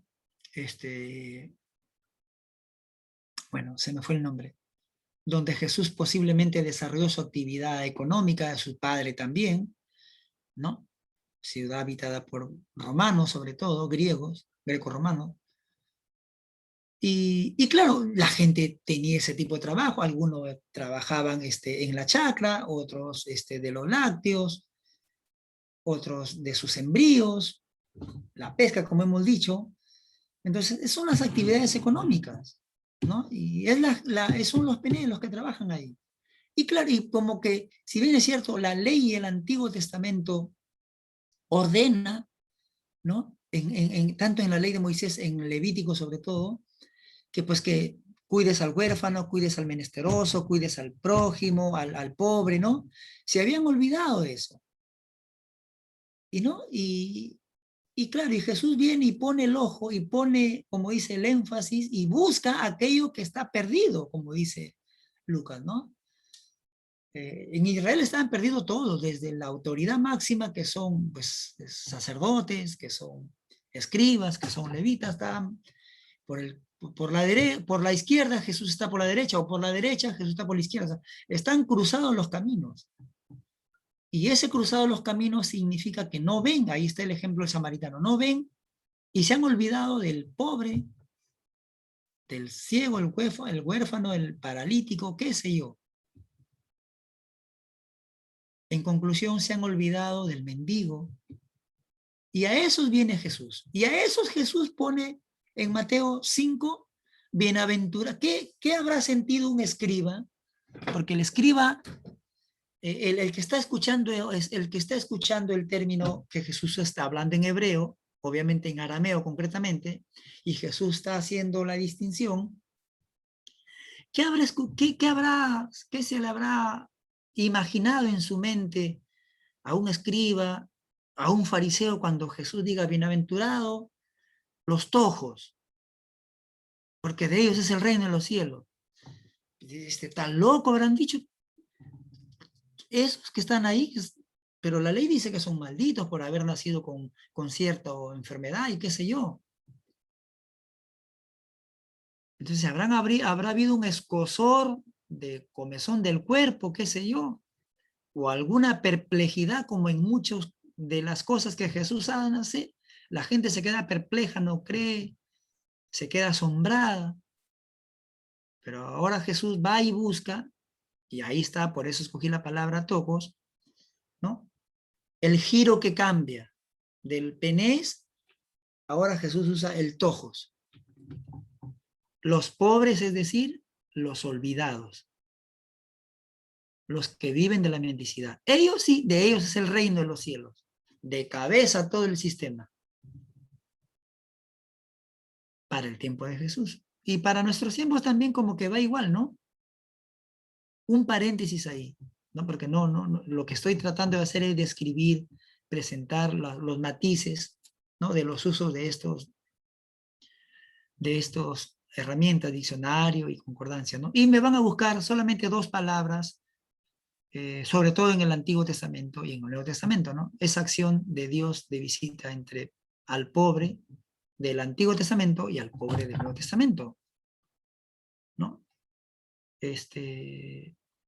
Y eso es importante, ¿no? Para poder enriquecer.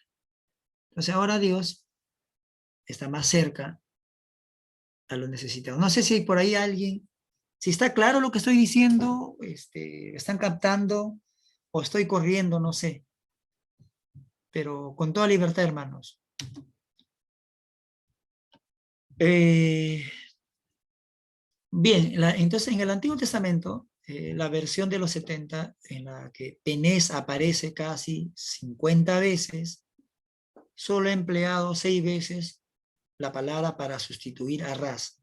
Ras es la palabra en hebreo para referirse a los penés o para recibirse a los pobres. También an, ¿no?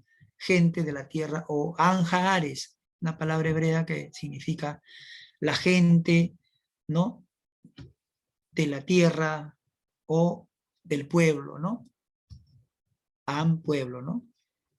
Entonces, pues están referidos concretamente pues, a todos, ¿no? A la gente que ha perdido su parcela, que han sido quitados, ¿no? Que han sido explotados también, porque ya en el Antiguo Testamento Nehemías va a denunciar la explotación. A ellos se refiere con penés. Pero vuelvo a recalcar, en el Nuevo Testamento Jesús ya no usa la palabra penés o pobres, sino usa tojos, que está refiriéndose a otro tipo de pobres, los que ya hemos mencionado, ¿no? Ciegos, cojos, enfermos, qué sé yo. Entonces, esa es un poco el matiz que va adquiriendo el término de esta palabra, ¿no? De cómo al usar un diccionario teológico, ¿no? Primero la concordancia, ¿no? La concordancia me dice cuántas veces aparece esta palabra, ¿no? Y veo pues las connotaciones. No me voy a dedicar a leer pues si aparece pues 100, 80 veces, no. No me voy a dedicar a ver las 80, pero sí cojo del tema de unas pues 6 o 10 palabras de cada libro, ¿no? En 10 libros, veo por dónde va el matiz, ¿no? Por dónde va la referencia, y el diccionario teológico me va a hacer un resumen, me va a hacer una síntesis del uso que se da.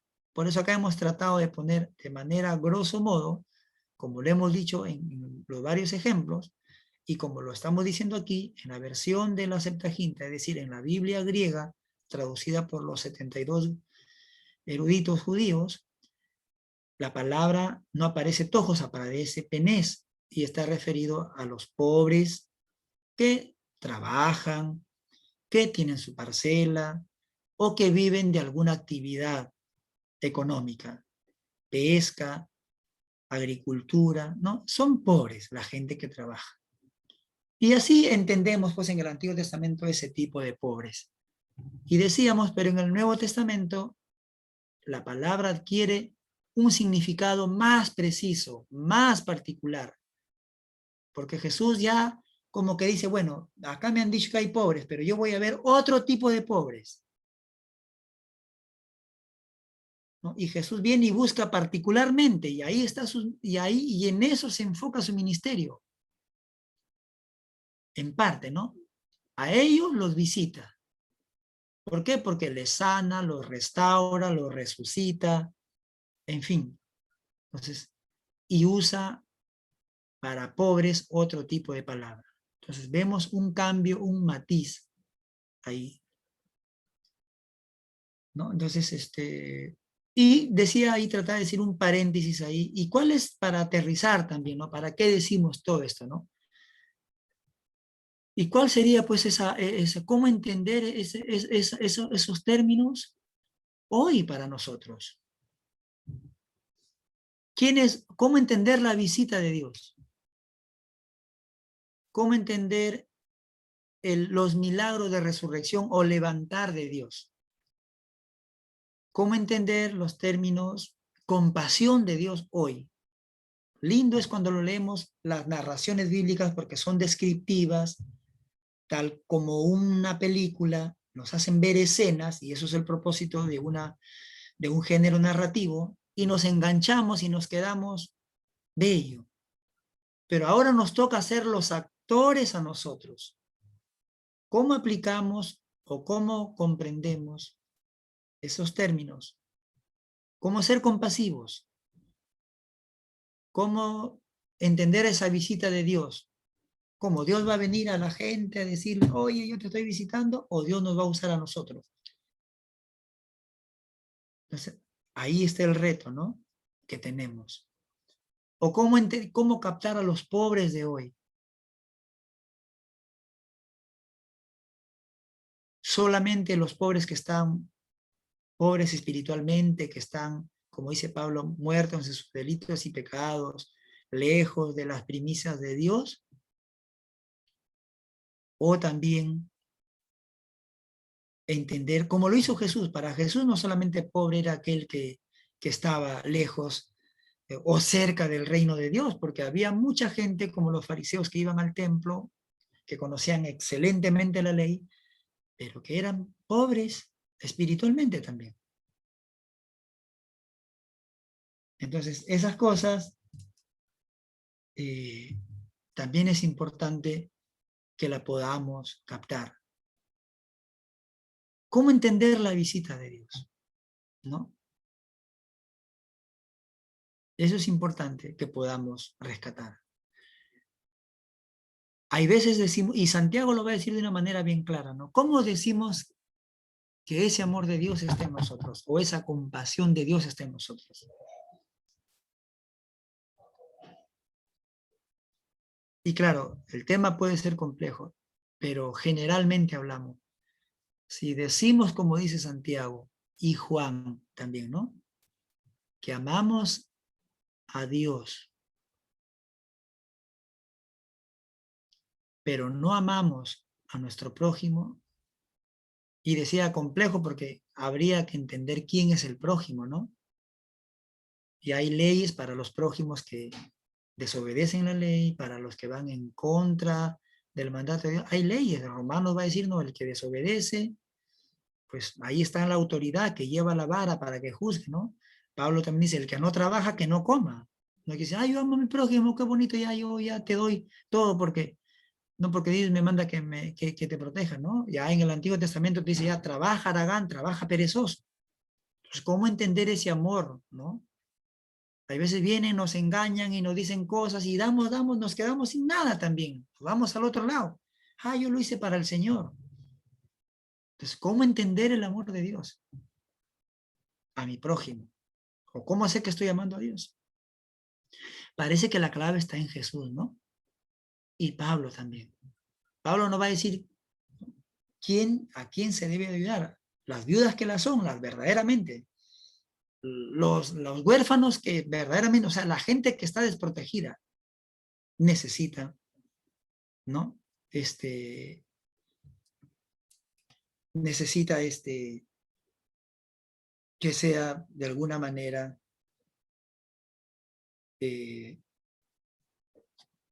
visitada, que sea, ¿no?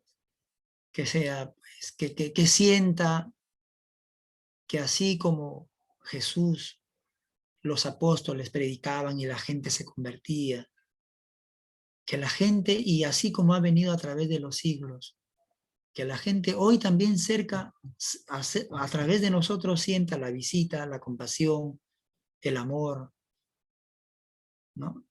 Y con esto voy cerrando, porque si decimos que amamos a Dios, como dice Santiago, Juan, que no lo vemos, y acá el tema es un poco profundo, ¿no? Interesante. ¿Cómo vamos a amar a Dios que no lo vemos? Como que si nos dijera, ¿no? Dios, para llegar a Dios, la clave también está en el compartir en la comunidad, en hacerle conocer, ¿no? Como dice Jesús, la buena nueva, y para eso se llama evangelio, del reino de Dios. Bien, hermanos, cerrando ya, no sé si quedó claro, espero que haya quedado claro. Ahorita mismo le voy a pasar yo, espero que pueda enviarle, le voy a pasar el diccionario teológico de Yerali Kittel, ¿no? Al hermano Mario. No sé si él lo tiene, ahora coordino con él para que me confirme.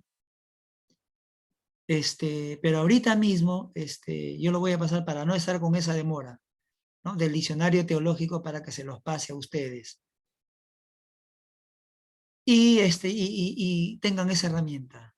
Bien, hermanos, no sé si hasta ahí pudimos llegar al objetivo, quedó claro, si hay alguna pregunta o alguna repregunta o algún aporte o alguna duda, por favor, estamos a minutos para cerrar, les pido por favor, con toda libertad, con toda libertad.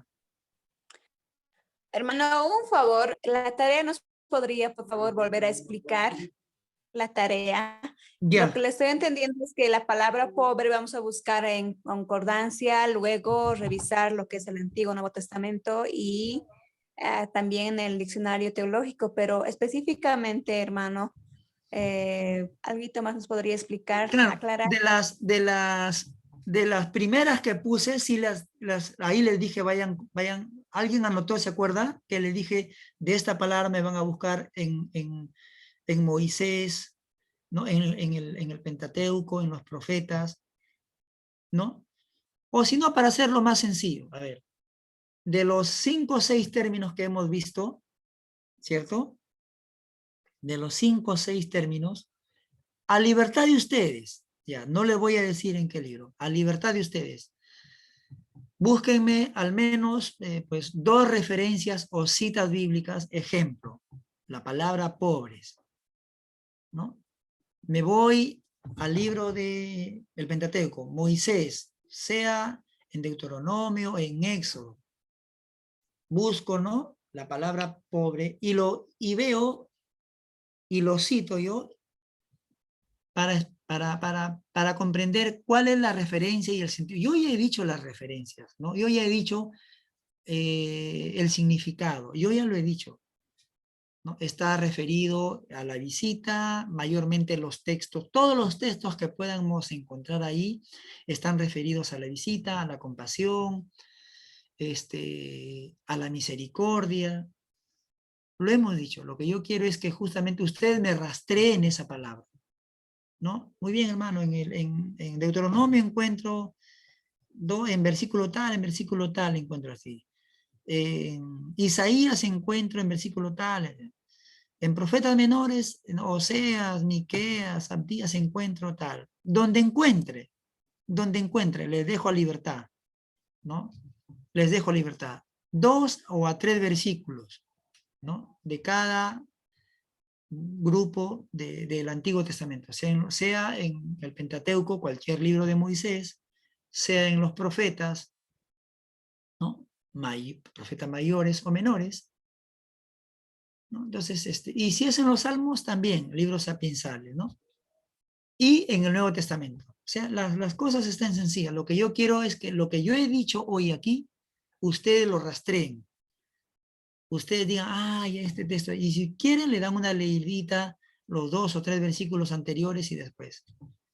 Y de esa manera, lo que hemos dicho aquí, tratando de explicar, leyendo ahí van a entender, ya por dónde va justamente esto, ¿no? ¿Cuál es el sentido? ¿Por qué Moisés? ¿O por qué Salmos? ¿O por qué los profetas hablan de la visita? ¿O por qué, qué sé yo, tal o cual libro del Antiguo o Nuevo Testamento habla de la misericordia de Dios? Entonces, una concordancia aún en la Biblia, en cualquier Biblia, o mayormente en la Biblia de estudio lo van a encontrar. Entonces, no sé si quedó claro hasta ahí, hermana. ¿Sí? ¿Hermana, se entendió? Hermano, sí, una preguntita más. Tenemos Dígame. la tarea de la clase pasada que estuvimos haciendo lo que es Marcos 10, con usted habíamos hecho hasta el verso 9. Y Ya. luego tenemos que continuar lo que es hasta el verso 16 y capítulo 4, capítulo 7 más, hermano. Esa tarea, ¿hasta cuándo tenemos que entregar? Por favor, nos podría decir. Bueno, si gustan, me lo dan la otra semana. No hay problema. Si pueden, los que lo han hecho, me lo entregan, que sea el medio de comunicación que sea nuestro hermano Mario, que es el que dirige esto, y él me lo envía a mí. Lo envían al hermano, los que lo tienen hecho lo envían al hermano Mario, si no, los que lo envían la otra semana. Después que terminemos la clase la otra semana, vamos a tener una semana más para entrega de tareas, que son sencillas, las estamos haciendo de aquí mismo, como les digo. Entonces, bien, hermanos, si no hay algún otro aporte más, una pregunta, he tratado de ser lo más sencillo. Dígame.